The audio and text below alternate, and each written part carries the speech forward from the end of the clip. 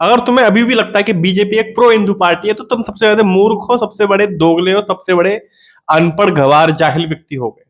क्योंकि पहले इस नागमणि की बात सुनिए। मैं डंके के चोट पर इस बात को कहना चाहता हूं कि राम कोई भगवान नहीं है, और अगर राम भगवान थे या हैं तो मर क्यों गए।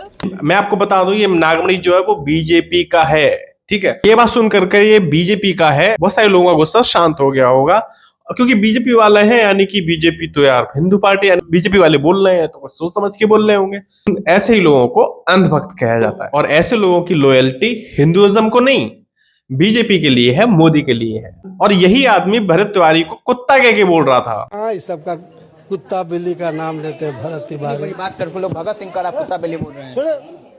भरत तिवारी क्रिमिनल था, बात मारा गया, बात कर। एनकाउंटर तो इस दल्ले का होना चाहिए जो खुलेआम हिंदुओं की भावना को आहत कर रहा है, जो भगवान श्री राम के लिए ऐसी भाषा का यूज कर रहा है, ऐसी बातें बोल रहा है। इसका एनकाउंटर नहीं होगा, इसका एनकाउंटर इसलिए नहीं होगा क्योंकि ये बीजेपी का, और BJP is not a Hindu party. इसे निष्कासित भी नहीं करेगी बीजेपी, बस पॉलिटिक्स करेगी हर चीज पे, बस हिंदुओं के नाम पे पॉलिटिक्स करना, बस यही काम है बीजेपी का। और बीजेपी की ही मध्य प्रदेश वाली पार्टी ने भगवान राम को एक कास्टिस्ट बोला था। ऐसे बहुत सारी चीजें हैं जिसपे बीजेपी, पुरानी वाली बीजेपी नहीं बची है।